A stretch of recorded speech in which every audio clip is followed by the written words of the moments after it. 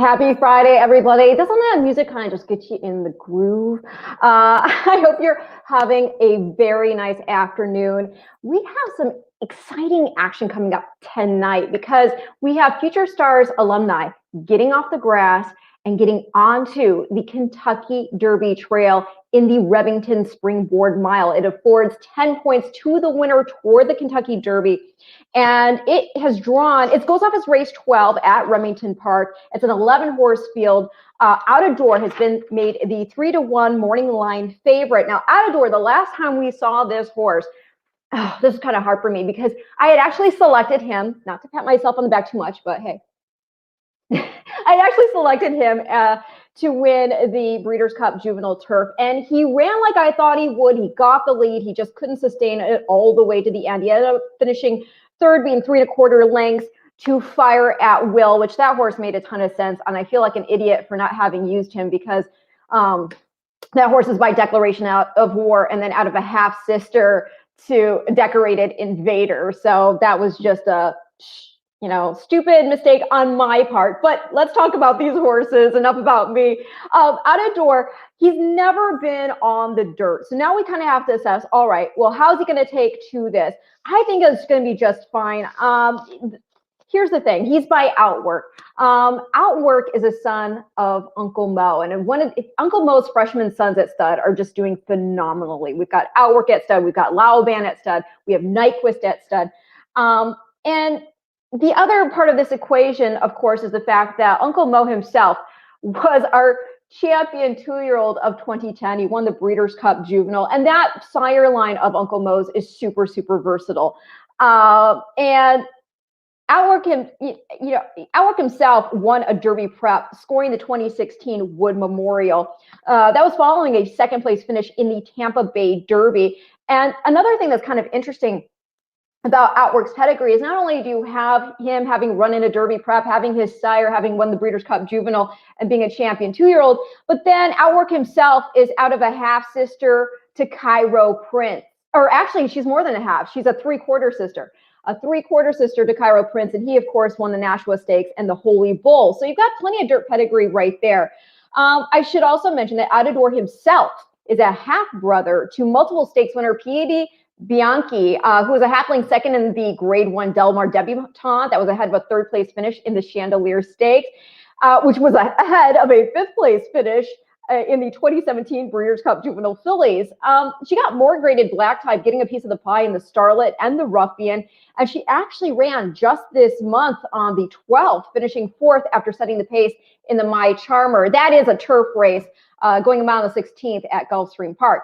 Out of Door's dam is also a daughter of Grade 1 Hollywood fraternity winner Tactical Cats. And he himself is a son of the prepotent Stormcat, who was second in the 1985 edition of the Breeders' Cup Juvenile. He just got nailed at the end by Tasso. So you have the dirt pedigree. Out of Door was bred by a couple that I've come to know being at the races, a really great couple, the Bears. And so if for some reason they're hearing this or word gets back to them that I mentioned them, they are so, so cool. It's always a pleasure to speak with them. Very humble as well. So bred by the Bears, owned by Breeze Easy, and he has Cabrera aboard for Wesley Ward. Now, to his inside is the other horse coming out of the Future Stars Friday card, and at 4-1 on the morning line, and that is Cowan. Cowan's going to have Stuart Elliott up in the irons.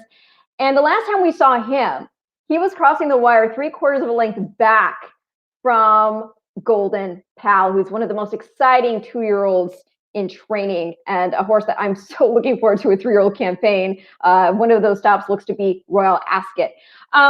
But the buyer for him that day in the Breeders' Cup Juvenile Turf Sprint came back as an 87. And this was following up another runner-up performance in the Indian Summer, which was also run at 5.5 furlongs. And he was in against Out of Door the race prior to that, the Juvenile Turf Sprint at Kentucky Downs, and that was on soft going, and he was third, beaten 5.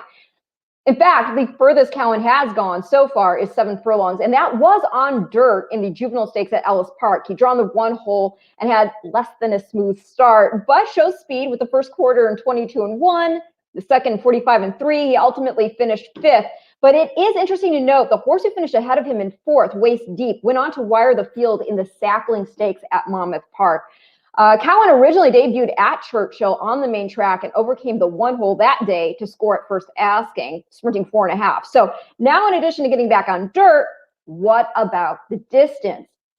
Well, he's by another Steve Asmussen trainee in Carruthers, and that horse was ultra talented. It's too bad we didn't get to see a longevity of career. He raced 3 times, but was undefeated in all 3 starts, breaking his maiden in the slop at Churchill by 11 3/4 lengths. Then he took the Grade 3 Bashford Manor by 9.5 on a fast track, and then capped things off with a 7 1/4 length romp in the Grade 2 Saratoga Special in the mud. Those races were all sprints, of course, but his sire, Carruthers' sire, Lionheart, was not only a Grade 1 winner at 2 years old, scoring the Hollywood Futurity, but he was also second in the 2004 Kentucky Derby to Smarty Jones, and then he went on to win the Haskell Stakes. The dam here of Cowan is Tempest Flare. She was a no second in the Hatu Stakes, which is run at 1 mile and 1/16 on the grass at Arlington. She's a daughter of Smart Strike and out of the Stormcat mare, Cloudburst. And this is a cool connection. Cloudburst, she won the Mardi Gras Stakes at the fairgrounds, but more importantly, she's a half-sister to 1996's Breeders' Cup Juvenile champ, Boston Harbor. So you've got really great pedigree there. And just to run down, if you have a pen and paper, I'll give you a couple fun pedigree notes regarding the rest of the field, just in case you think maybe there's a horse here that might jump at a price. I'm going to go through the field in order, starting with the 1 horse, Senor Buscador. He's by Mineshaft out of Rose's Desert by Desert God. That horse, Senor Buscador, is a half-brother to Sunland Derby winner Runaway Ghost. And he's trained by Todd Fincher. Quinones is aboard.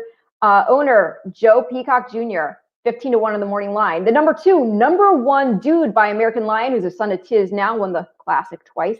The Dam Ebony Uno by Macho Uno. That female family is the same that produced Bahamian Squall and A Priority. So very fast there. He's trained by Carrie Craddock and will be ridden by Lara, owned by Terry Weissmeyer. 6 to 1 on the morning line.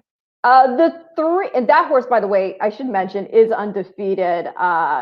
3 starts, 3 wins, open lengths.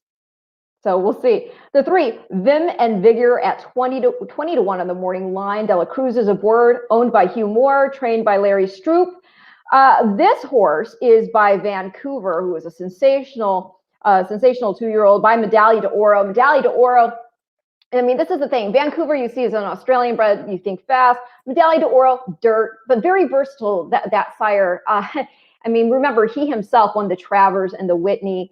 And then the dam here, Do You Like Me by Kitten's Joy. Kitten's Joy, second to Better Talk Now in the Breeders' Cup Turf of 2004, but he was still named champion grass horse.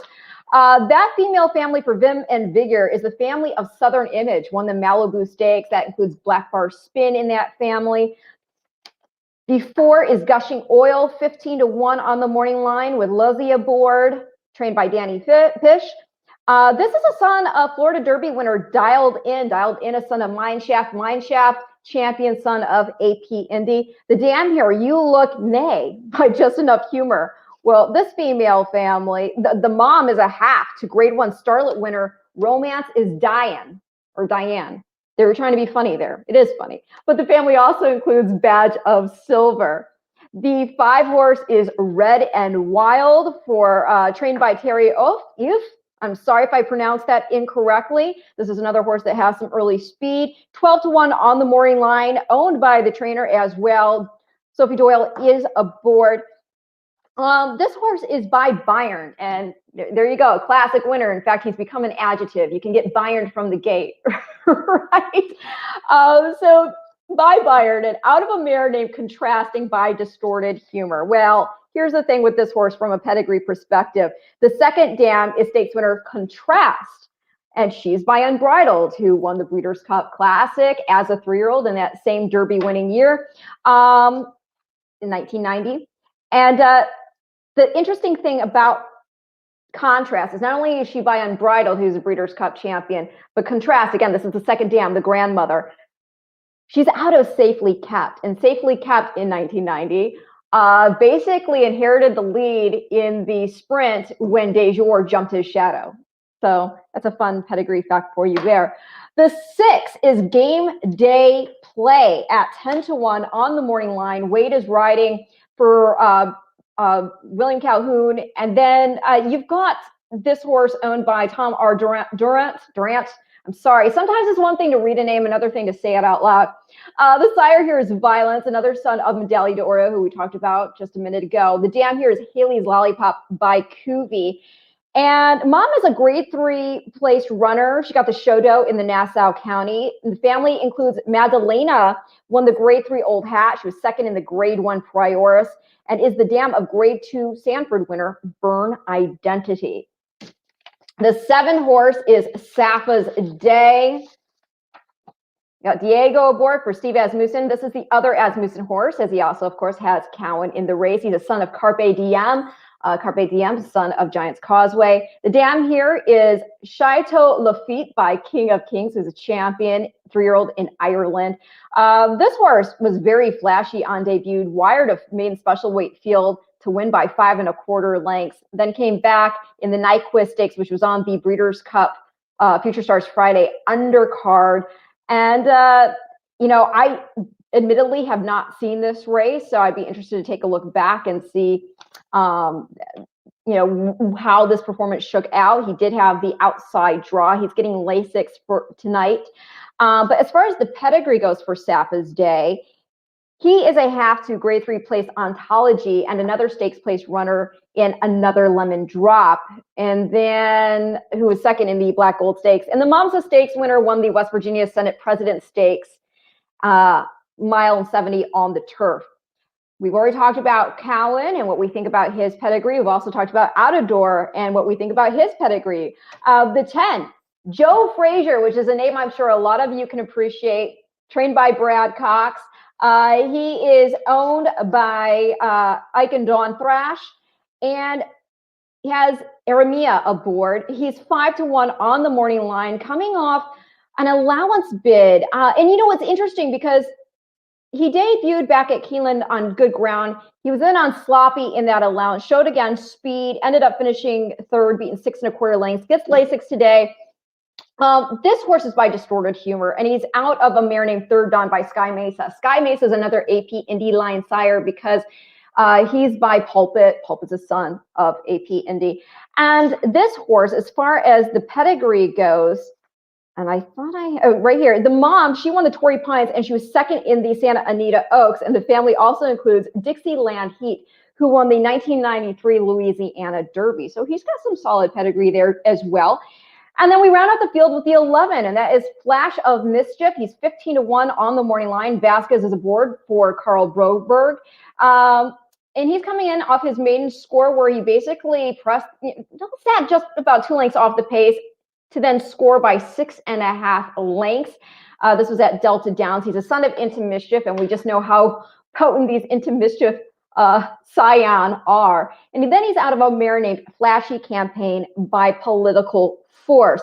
She has stakes place, and she hails from the grade 1, the family of grade 1 Futurity winner Eastern Echo, grade 2 Devono Dale winner Yell, Jim Beam winner Roar, who went on to sire Lotta Kim, who is the dam of Rachel Alexandra, one of the greatest horses we've ever seen.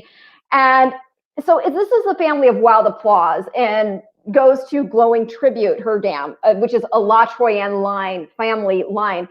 Glowing Tribute, not only was she a solid racehorse, but she was a champion broodmare with her progeny winning, lots of important races, including the Kentucky Derby and Travers Stakes, which were won by Sea Hero, whose statue sits there looking pretty in the paddock at Saratoga. So it's a really great pedigree. And now that I've given you all these notes, I'm not going to give you a winner. I'm not going to tell you who I like. You know why? Because I have to stay impartial. I have to root for the Future Stars Friday alumni because, that's the whole idea of Future Stars Friday, is that it's a showcase of the horses who are going to be on the ascent into the following year, hopefully running in races and successfully like the Derby and the, for the turf horses, the Belmont Invitational. with that said, let's bring in the guy who can be cynical, and that is the husband, Matt Carruthers. Hi. Hey. Did you make it through all that? That was a lot of information I just dropped, and a lot of names I said incorrectly. No, you did great. You always do. You always do. So? Always prepared. Always know your stuff. Hopefully, I've had insomnia lately, but if I have insomnia, I'll be able to watch this race tonight because it takes place at about midnight on the East Coast. It's going to be 11:30 Eastern for this race. So, luckily, they had all that snow at Oklahoma. They don't get a lot of snow there. They got a lot, but I guess the conditions are going to be nice. I checked out the early scratches. Okay. There's none for the Springboard Mile. Well, that's good. So it's a really good race, as you talked about. 10 points for the Kentucky Derby. I dove into this race a little bit, and we both liked. I mean, you liked Outdoor more than I did. We both liked the horse a little bit in the Breeders' Cup Juvenile Turf. So I'm guessing that Wesley sees this race as a $200,000 purse, and his horse. I think it probably has better grass pedigree. So does Wesley. That's why his horse has been on turf. But he probably loved that drill. This horse has been training obviously on dirt, had a big workout. Super encouraging. Yeah. So at Keeneland, I'm thinking he wants this horse to relax a little bit. Yeah. The price horse for me, it's a race that screams price. Yes. It's Zappa's Day, the 7th in this spot, because I remember you heard me saying I did not see the Nyquist Stakes. Do you have an opinion of what happened there with the falling off of his figures? That was the early pick 5, Breeders' Cup Friday. As you know, I was alive going to the last leg for about 80,000. My horse didn't run a step. Why you have to know more of that? I would have gotten to get my share of that, my cut of that. And now that hurts me to hear about that. I had 2 horses in the first race. Okay. Zappa's Day and Highly Motivated. Highly Motivated obviously won. Yeah. The horse I bet to win was Zappa's Day. It wasn't Highly Motivated. I didn't have time to look this up, but I think that first race on Friday, that might have been the highest buyer all day out of any of the races, including the Breeders' Cup races. Okay. I think the winner was like a 95 or something like that. We didn't see the triple-digit buyers really until Saturday. Maybe it was a 96. There might have been another race in which there was a co-high buyer. But Highly Motivated, that's a Chad Brown horse. Yeah. That horse was really good. I know the clock was ridiculous, but still 14-4. And Zappa's Days wasn't comfortable, and Speed Horse that had no chance. They kind of just threw in the towel. And Beaten Lengths, to me, as you know, and the viewers out there that maybe watch me on TVG, with a speed horse that's defeated, I don't really care what the beaten lengths are. Yeah. The more the merrier for me, because then I can the more lengths. That doesn't mean a lot to me. It means something to the bettors, and I'll get a better price next out. And so because this horse is beaten 17.5, that's where the 10-1 morning line comes into play. I know this horse is fast, and now you have 2 sprints stretching out for the 3rd start of your career. And I'm hoping that Wesley's taking the blinkers off Outador, so he's not as fast, which will make Zappa's Day maybe a horse that gets loose in this race, is what I'm thinking. So you think Zappa's Day is the speed of the speed here? Because there seems to be a lot of poorly placed types in this race. Yeah, I think so. I mean, he's faster than the 1. He's faster than the 2. You go up to this field, the 3, the 4.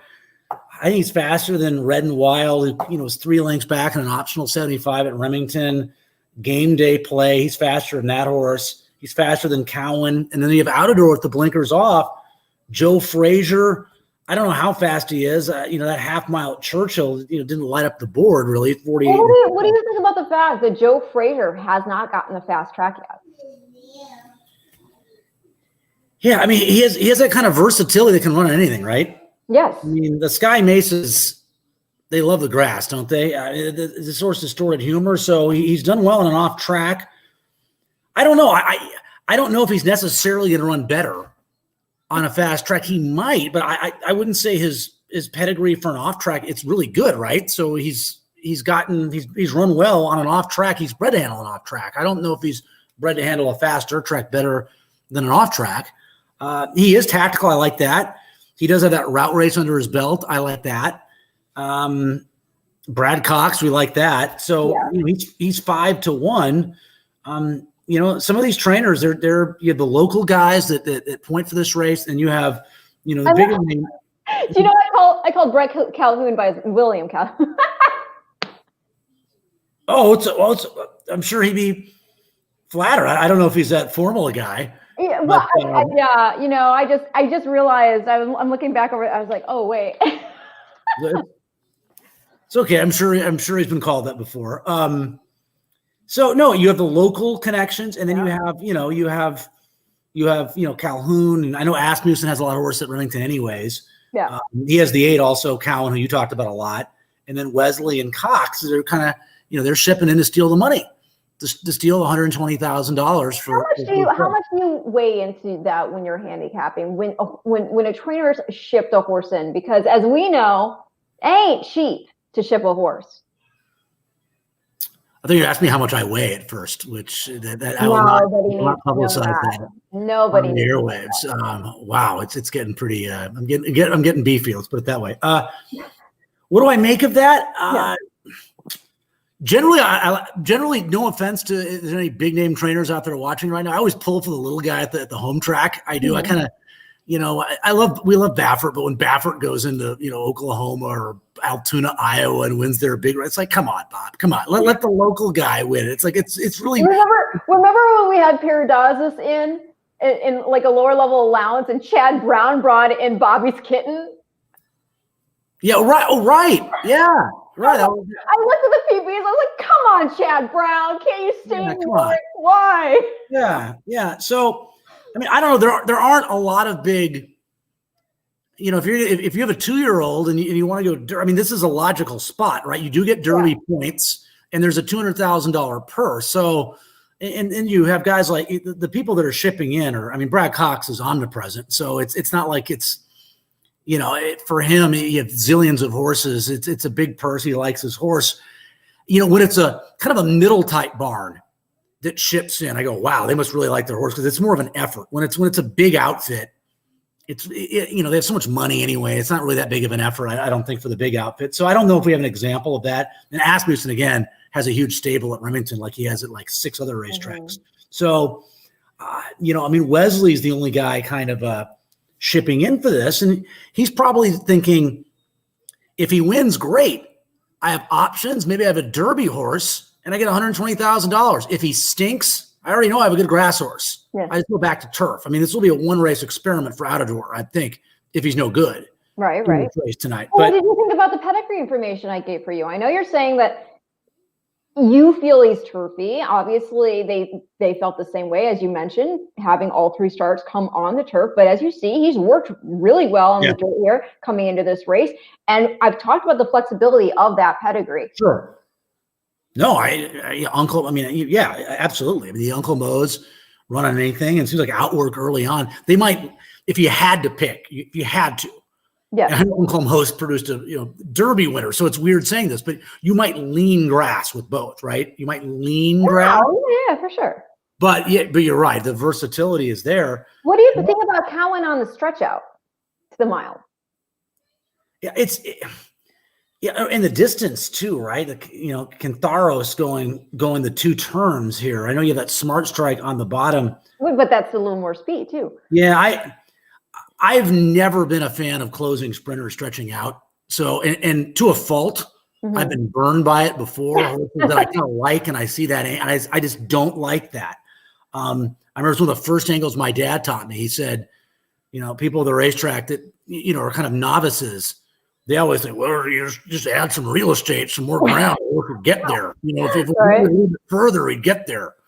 And my dad wouldn't do that. I'll make fun of folks every once in a while. My dad would never. So I always think it's misleading. If he's got more ground, no, not necessarily, because the whole pace changes and shorter turf sprint. Cowan's getting ridiculous fractions up front from the close behind. I don't know. It's Asmussen, and the horse runs second to the Freak Golden Pal. So if he won this race, it wouldn't surprise me at all. But at 4 to 1, I love that horse. I know. I don't like at a relatively short price. I think I would go against. So I gave you the horse that I like. I'm trying to say. Well, I will say, to be fair, again, I said smart strike, but he did win the Salvatore Mile. This is a mile race. And I did say that you've got in that pedigree, Boston Harbor is in that female family, having been produced by that female family, 96's British Cup Juvenile winner. Yeah. I mean, you just never know until they do it, right? Isn't that the neat story? I guess. I mean, Carrie Craddock.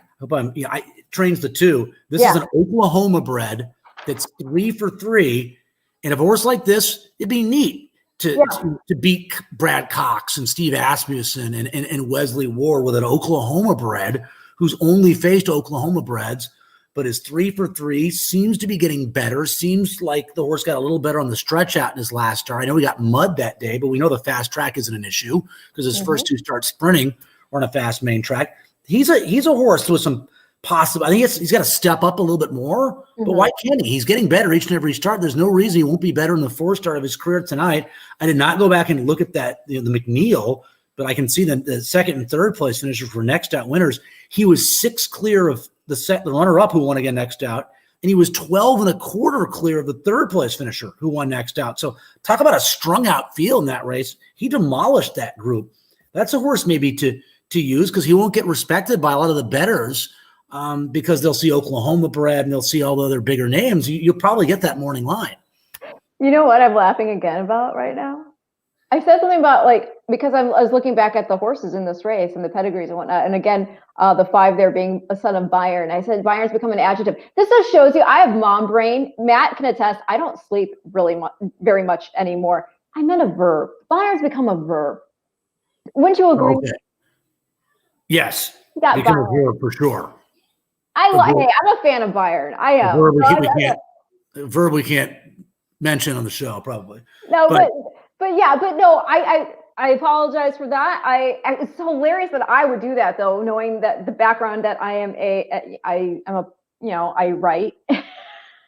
I like to think I know English pretty well. Yeah. But Matt and I actually both, I'm going to be fair, neither of us really get sleep anymore because we still have our 2.5-year-old in the bed. Well, I've never been a good sleeper, so whatever. People don't hear about my sleep, but yeah, I'm not a good sleeper. I never have been. I got to order some of the melatonin. That's what I need to order. Yes, you do. Okay, so give us basically just the over. You know what? Actually, wait. Let's do this because I want your opinion. Let's give people a visual. We're talking about these horses. Let's go ahead. Let's take a look back. Actually, first of all, we'll look at Out of Door in the Breeders' Cup Juvenile Turf. Okay, and then look at this race. And I want you to look at this race from the perspective of trying to assess the horse for class, because class can translate this surface, right? You just did a thing with the Triple Clowns regarding John Henry, and that was a horse. He could run on anything. He was just that classy. So let's take a look at that. And then also we'll look at Cowan and his first British Cup Juvenile Turf Sprint in regard to not only switching up the surface again, but we've already seen him on dirt, but more so about the distance. If he looks like a horse who has the energy to keep on rolling. So here we go. Let's watch again the Breeders' Cup Juvenile Turf first. This is featuring, it's actually Fire at Will who prevails, but Out of Door gets the lead early on and holds for 3rd. We're all in line, ready for start. They're off in the Juvenile Turf. And Out of Door goes straight out to the early lead. It's Out of Door to the front with Fire at Will away running in 2nd position. Rescue the Great is up and on the pace, 3rd on the outside. And then New Mandate who's down for the rail, racing 4 lengths off the lead right next to Apico. Public Sector is in behind them. And then Cadillac, who Tassadek is 3 wide on that turn and racing 6 lengths off the lead. Aparta is next, and then comes Seal away. Battleground is on their outside, 8 lengths behind the front runners at this stage of the race. It's a length and a half to Devil Walla, and then Atletico and the Learjet is the trailers, and they head up the backstretch. So up top here, down the backstretch run, it is Out of Door, and Jose Ortiz, 3/4 of a length ahead of Gretzky the Great, 2nd on the outside. Fire at Will follows in 3rd position as they continue their run for the far turn. Then comes Apico. They went 48.12 for a half. New Mandate is 5th right now. It has 5.5 lengths to make up. Lutasabek's on his outside. Public Sector is saving all the ground, and Cadillac's in that mix too. Battleground is right behind them. He's 6.5 lengths behind. Midway on the far turn. And then comes Seal Away. Around the turn they go. Out the door is still the leader. Gretzky the Great is coming under pressure in second. Amico circles up on the outside in third. Pirate Will is down toward the rail. That was home. Yeah, I know. I was like, come on, go!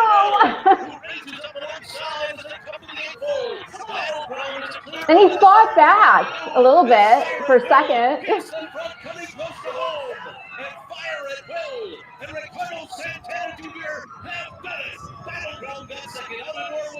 Okay. So what we saw there was a horse who obviously has the natural ability to go early. We saw him try to fight back a little bit there just for, a few beats. But by that point, he was tired.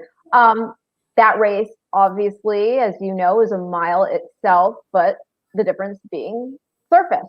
So what do you think of it? How, your impressions of that performance as to how it may translate here tonight?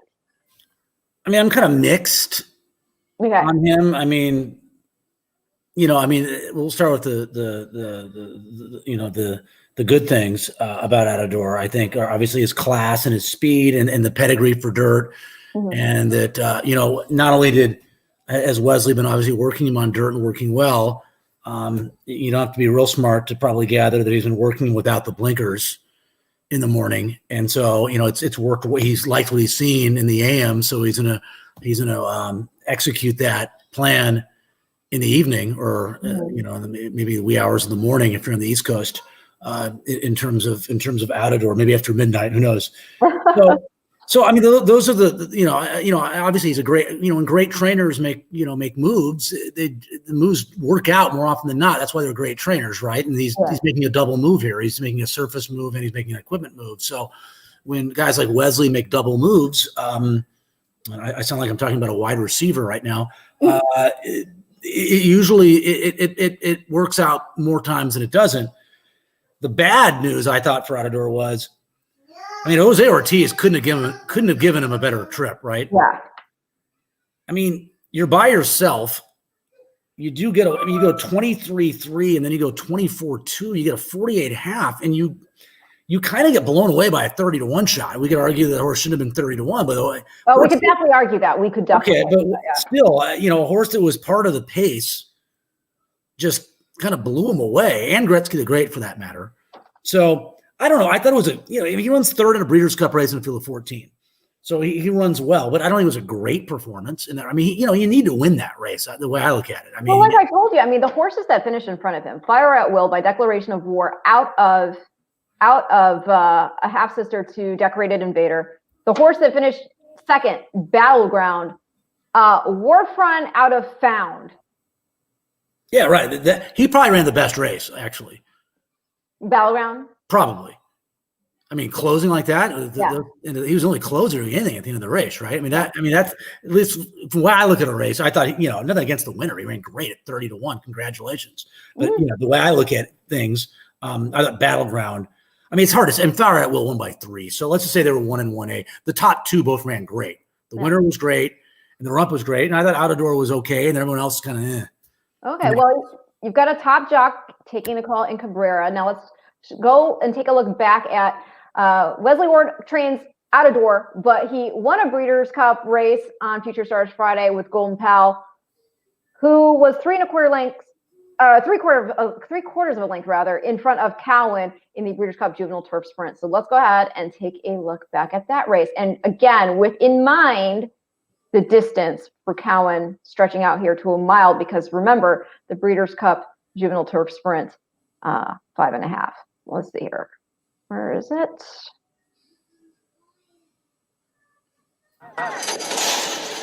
In the Juvenile Turf Sprint, and there goes Golden Pal immediately to the early lead.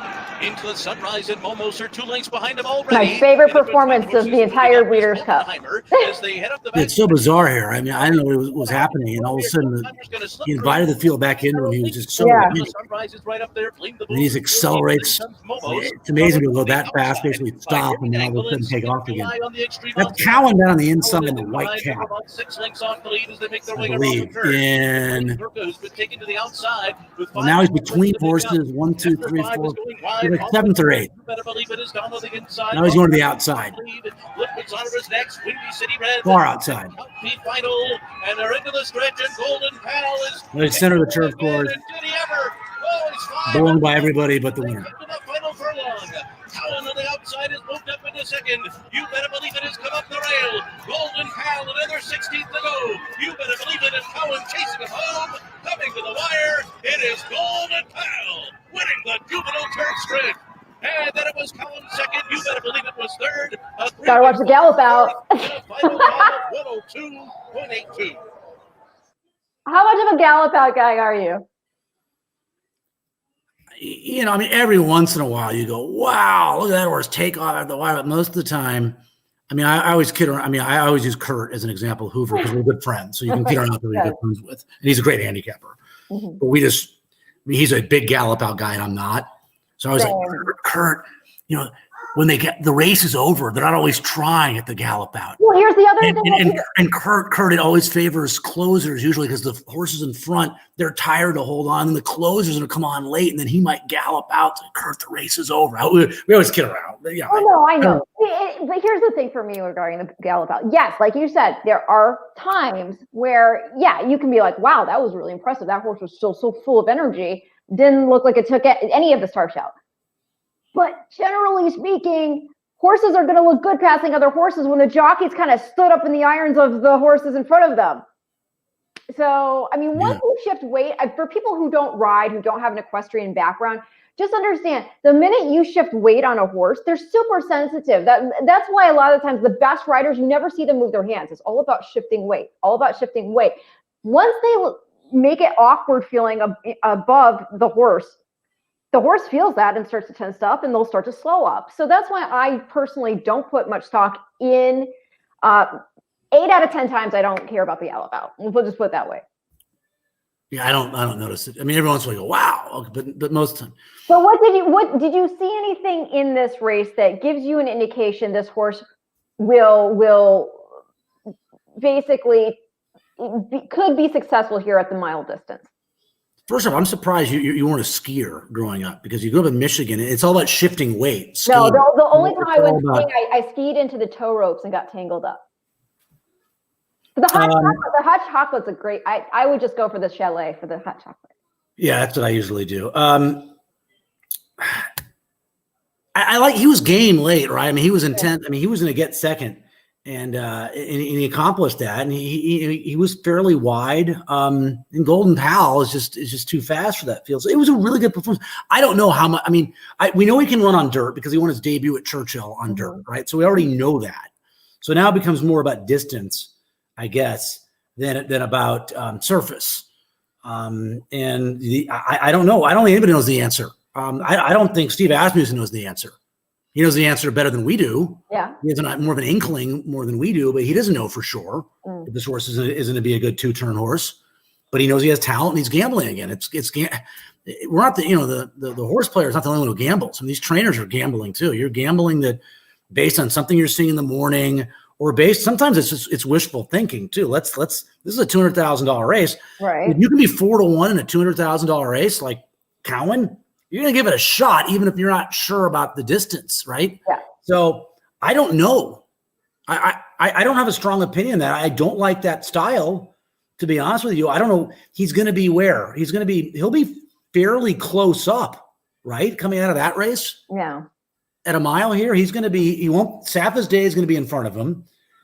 I don't know who's going to be Cowan and Outador. I don't know who's going to be faster in here. I mean, Outador taking the blinkers off, coming out of a pretty slow early on mile turf event versus Cowan, who was 4 3/4 back at the half mile pole in a very quick 5.5 furlong race. Mm-hmm. Stuart Elliott's a gate guy too. I think Cowan's going to be, look at his first 2 starts. This horse on dirt was right there on the lead. Yeah.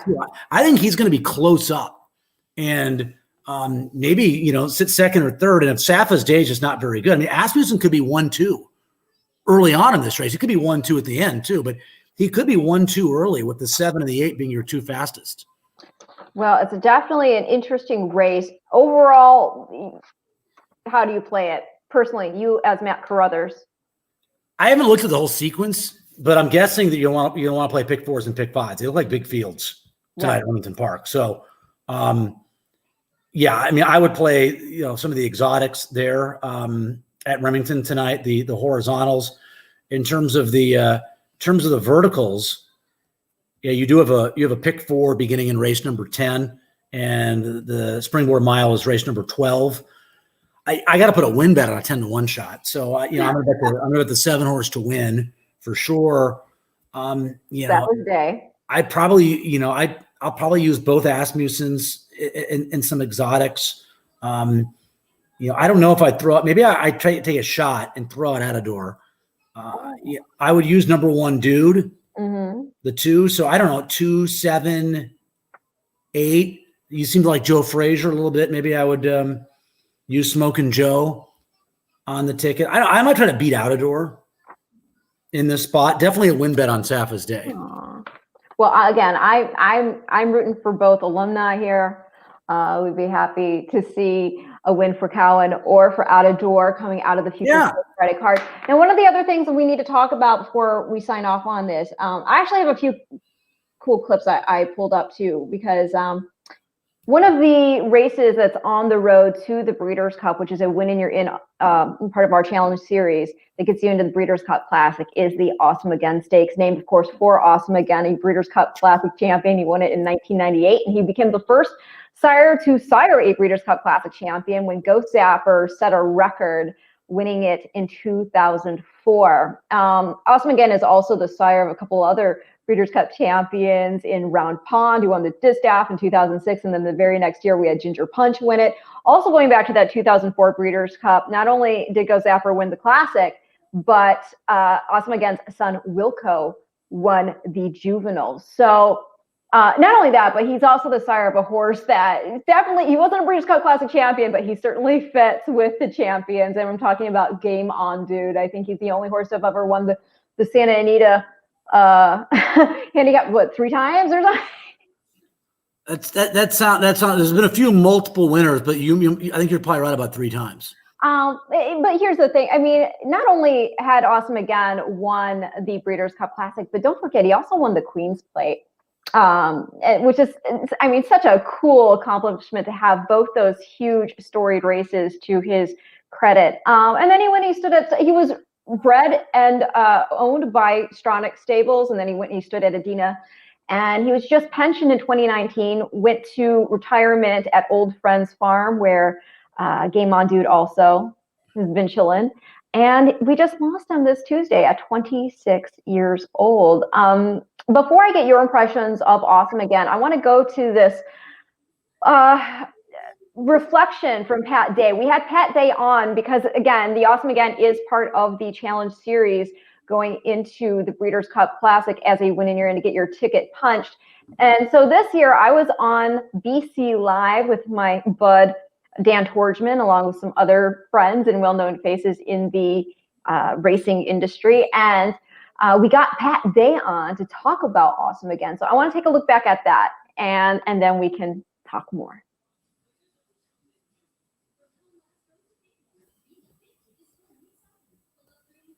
Here. Oops.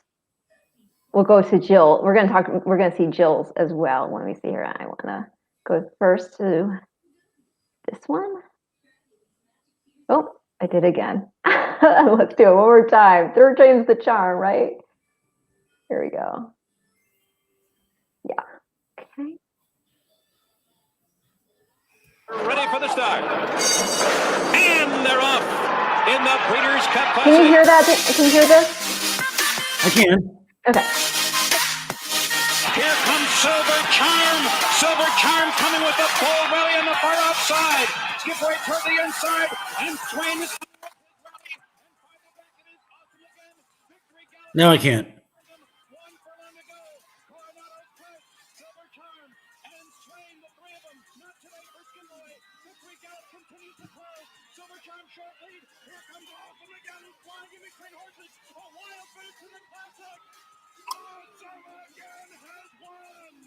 And there is the race winner, Pat Day, with Awesome Again, coming from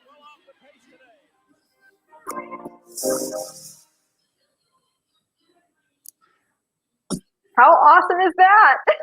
Oh yeah, I like that one. Yeah, that was decided. That field. That was great. That was great. He was undefeated that year. I didn't get to ride him in his first start. I picked him up in the Stephen Foster. We beat Silver Charm, and then we come back and we won. I think it was Whitney at Saratoga, and then come back in the Saratoga Breeders' Cup or something, and then the Hollywood Gold Cup, and then the Classic here at Churchill. And the race broke right for us that afternoon. He ran a brilliant race, and of course when Swain kind of drifted to the outside and Silver Charm followed him, it opened up a hole that you could drive a Mack truck through, and Awesome again fired big and got the money. I mean, that field is one of the deepest fields we've seen in the Classic, and Awesome Again's running style was a little bit different that day. Was that planned, or were you just going spontaneously regarding how everything shaped out of the gate? My strong suit was just being an intuitive rider. I wasn't a smart rider. I didn't try to figure out how everything was going to go. I tried to be a good passenger, tried to ride the race the way it came up and intuitively. I think God gifted me with the ability to sense what my horse wanted, what he needed at that whatever juncture, whatever point in the race, and then to call on them when the time was right to get the job done. I was a bit surprised to find myself so far back. I knew there was some pace in the race, some speed. He'd been rather close to the pace in these earlier races, but that afternoon he settled back there and picked him up when the time was right. As I said, when we come off the turn, and him and Victory Gallop kind of moving as a team, and fortunately for us, the field spread that opened up in front of us, and we both came home running. I just finished up faster than Victory Gallop and Silver Charm. And now you both have races named after you. What is that like? Oh, what a You can hear him still. I'm so blessed. When Mr. Flannery called me and he said, Pat, he said, they changed the Derby trial has sort of lost its place. It was a major prep race years ago, but it's just kind of gotten lost in the shadows, and we're thinking of moving that to Derby Day and renaming it the Pat Day Mile. And he said, of course, if that's all right with you. And I'm like, it's all right with me. Tremendously blessed, honored that they would choose to name a race after me, and then have it on the Derby undercard. Very, very special.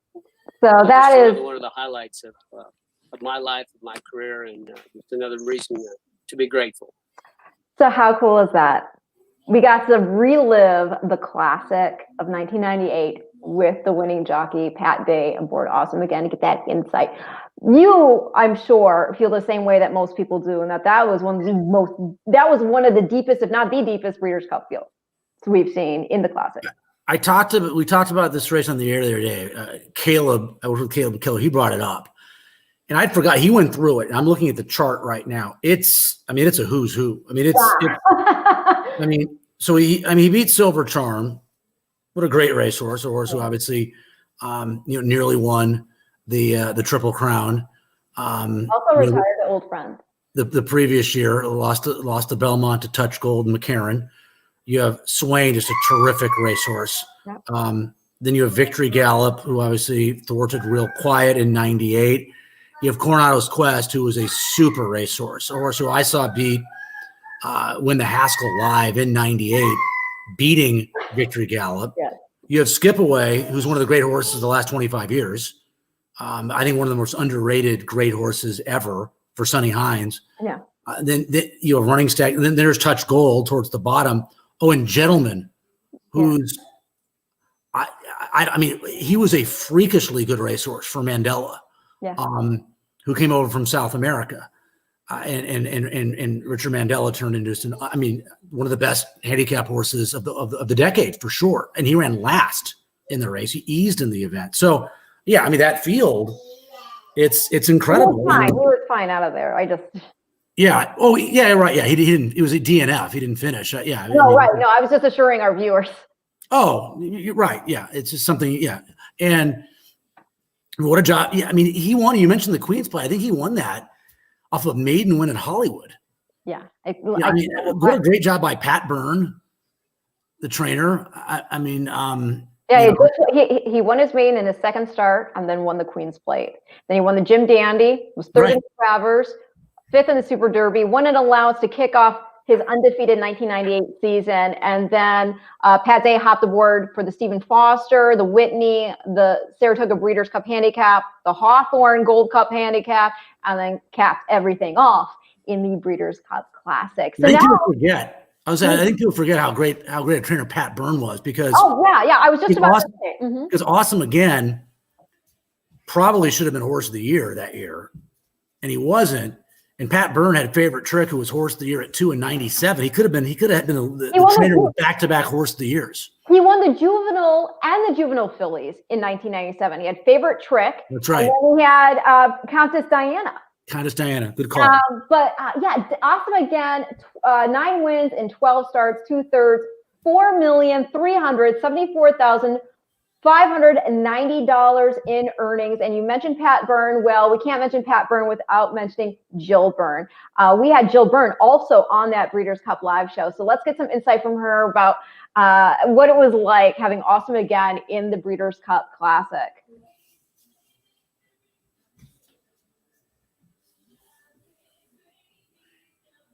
Well, people should be very excited because we're going to be able to reflect some more on the horse who is the namesake of today's big win and urine race for the Breeders' Cup Classic, the Awesome Again Stakes. A horse you know very well on a very personal level.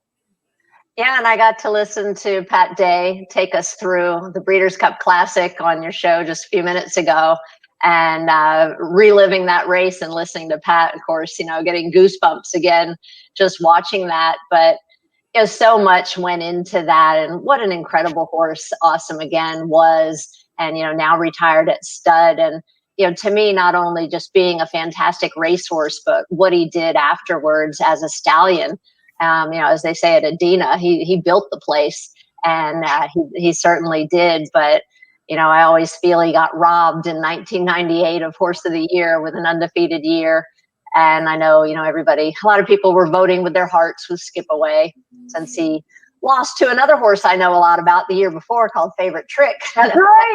I have a little connection with as well. But, that race, every time you watch it, and, my dear friend, our dear departed John Asher, he will always have said that is the greatest field ever assembled in that 1998 Breeders' Cup Classic. When you look at those horses, you hear that race call and hear those names, and you're just like, oh my gosh. I mean, those horses were incredible, and that field was just amazing. But there are a lot of stories behind that race and that entire year that involved Little Awesome Again.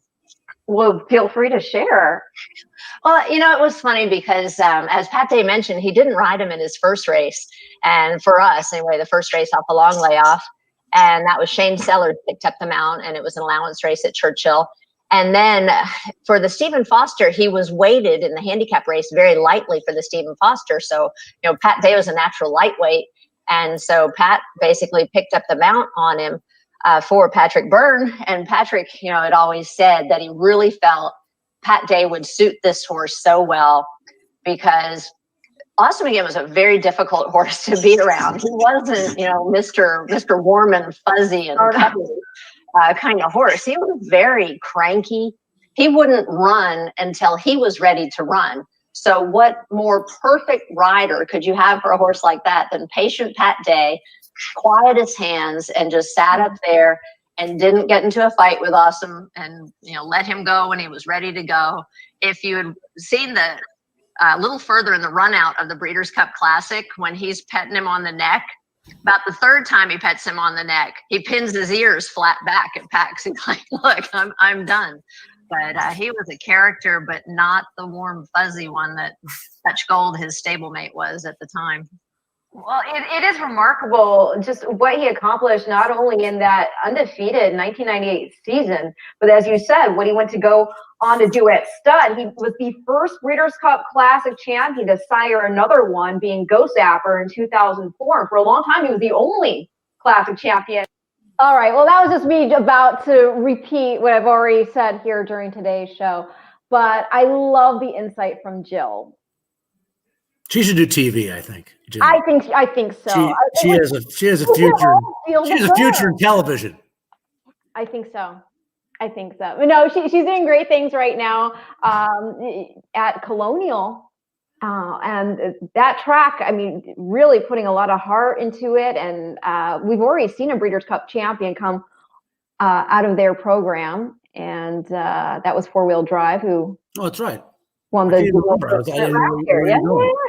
But just before we go, because I'm going to end today's show with showing the entire replay of the 1998 Breeders' Cup Classic, and I'm not going to come back after that. That's just I'm going to let the race play out and then quiet. Sure. Done. Just out of respect for an amazing racehorse and sire, and as you heard Jill say right there, the horse that built Adina. Any last thoughts on him?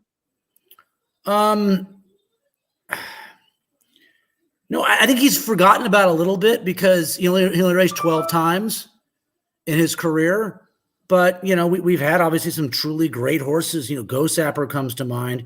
I think there's something to be said about longevity. In baseball, there's the Cal Ripken, who was just really, really, really good for a quarter of a century. And then there was Sandy Koufax, who might have been the best pitcher of all time, but only did it for 5-6 years and had arm problems and couldn't pitch again. I'm always somebody who I always prefer the greatness. You'd like to have greatness forever, right? But if you can only have one, I always like the unbelievable talent that we don't see a lot of. Really good for a long period of time. And Awesome again, I think he's forgotten about a little bit because he only raced 12 times and because there were so many great horses in that era, as Jill mentioned. But maybe the best Breeders' Cup Classic ever. I don't even think it's arguable. He was the best. So he won the maybe the greatest Breeders' Cup race ever. Well, let's watch it back. Here it is. In remembrance of Awesome again. Thank you so much for the memories, the great racehorses you've gone on to sire, and the future crops. Because again, remember, he was only pensioned in 2019. So we have more that we can look forward to with Awesome again. Again, thanks for the memories. Here it is, the 1998 Breeders' Cup Classic.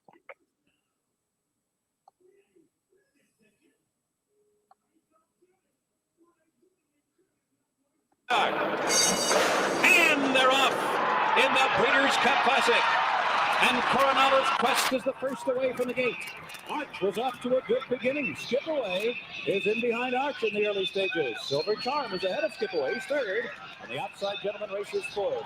As they pass beneath the twin spires for the first time, it is Coronado's Quest to be the pacemaker. Arch is second, and the two grays on the inside, Skip Away on the outside, Derby winner Silver Charm. In behind them at the inside, European Swain. Running Stag is just next to Silver Charm. 2 lengths back. On the outside, it's Gentleman. Then a break of 3 to stablemates. Awesome again, and Touch Gold. 7 lengths back to Belmont winner Victory Gallop. He is about a dozen lengths from the lead. The opening quarter goes in 23 2/5 seconds. The opening half mile was 47 3. It's an honest pace here in the Classic with Coronado's Quest leading the way, prompted by Arch.